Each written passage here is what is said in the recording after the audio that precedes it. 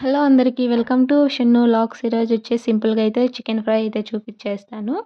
దానికోసం వచ్చేసి ముందుగా ప్యాన్ తీసుకోవాలి. ఒక 3 టేబుల్ స్పూన్స్ ఆయిల్ అయితే వేసుకొని అందులో 1 టేబుల్ స్పూన్ సాసులు అయితే వేసుకుంటున్నాను. ఈ కొద్దిగా ఫ్రై అయిపోయిన తర్వాత అందులోనే చిన్నగా కట్ చేసుకున్న ఉల్లిపాయలు అయితే వేస్తున్నాను. ఒక కప్పు ఉల్లిపాయలు వచ్చేసి బ్రౌన్ కలర్ రావాలి. మరీ ఇంత బ్రౌన్ కలర్ రావాల్సిన అవసరం లేదు. కొద్దిగా బ్రౌన్ కలర్ వస్తే చాలు. నేను కొంచెం ఎక్కువ వేపేసినాను.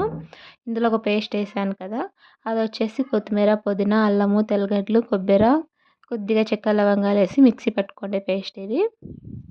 ఇది నార్మల్గా చికెన్ గ్రేవీలోకి బాగుంటుంది, ఇలా ఫ్రై చేసుకున్నప్పుడు కూడా బాగుంటుంది. నేనైతే సేమ్ మసాలానే. ఇది కొద్దిగా పచ్చివాసన పోయే వరకు ఫ్రై చేసిన తర్వాత ఇందులోనే చికెన్ అయితే వేసుకోవాలి. ముందుగా వాష్ చేసి పెట్టుకుంటాం కదా, నేను క్వాంటిటీస్ ఏం చెప్పట్లేదు. ఇది కొద్దిగా బాగా మిక్స్ అయిపోయిన తర్వాత ఇందులోనే పసుపు, ఉప్పు, కారము, ధనియాల పొడి, అందులోనే కొద్దిగా గరం మసాలా, కొద్దిగా చికెన్ మసాలా అయితే వేసుకొని అయితే ఫ్రై చేసుకోవాలి. మసాలాలు మాడిపోకుండా సిమ్లో పెట్టుకొని అయితే ఇవి మసాలాలన్నీ వేసుకొని అయితే ఫ్రై చేసుకోవాలి. హై ఫ్లేమ్లో పెట్టామంటే మనం వాటర్ పోయలేదు కాబట్టి మాడిపోతుంది ఫ్రై. అందుకే సిమ్లో పెట్టుకొని ఇలా కలుపుకుంటూ ఉండాలి. మీరు కావాలంటే ఒక చిన్న గ్లాస్ వాటర్ అయితే యాడ్ చేసుకోవచ్చు. మరి ఎక్కువ చేసుకుంటే గ్రేవీ అయిపోతుంది. నేనైతే వాటర్ ఏమి యాడ్ చేయట్లేదు. ఇలాగే అంతా ఫ్రై చేసుకుంటున్న సిమ్లోనే. కొద్దిగా టైం అయితే పడుతుంది, మనం వాటర్ పోయకుండా సిమ్లో అయితే ఫ్రై చేస్తున్నాం కాబట్టి.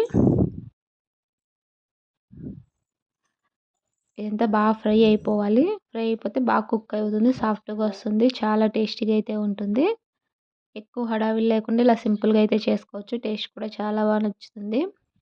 మనం చికెన్ వాష్ చేసి వేసుకున్నాం కదా, అందులోంచి కొద్దిగా వాటర్ అయితే వస్తుంది. ఆ వాటర్ అంతా ఇంకిపోయిన తర్వాత ఇలా అయితే అంతా ఫ్రై చేయాలి. వాటర్ అంతా కుక్ అయిపోతుంది, ఆ వాటర్తోనే సరిపోతుంది. మనం ఎక్స్ట్రా వాటర్ పోయాల్సిన అవసరం లేదు. మీకు కొద్దిగా గ్రేవీ కావాలంటే కొద్దిగా వాటర్ అయితే పోసుకోవచ్చు. నేనైతే అలాగే అయితే కుక్ చేస్తున్నాను.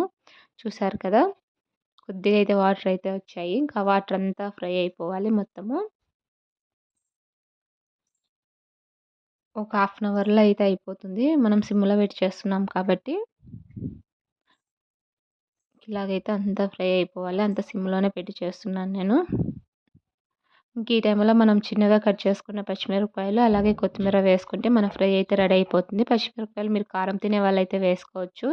కొద్దిగా స్పైసీగా ఉంటుంది, టేస్ట్ కూడా చాలా బాగుంటుంది. చూసారు కదా, సింపుల్గా చికెన్ ఫ్రై అయితే రెడీ అయిపోయింది. చాలా టేస్టీగా ఉంటుంది. ఒకసారి ట్రై చేసి చూడండి, మీకు కూడా చాలా బాగా నచ్చుతుంది. ఈ వీడియో మీకు నచ్చిందని అనుకుంటున్నాను. నచ్చితే లైక్ చేయండి, షేర్ చేయండి, కామెంట్ చేయండి, అలాగే సబ్స్క్రైబ్ చేసుకోండి. Thanks for watching.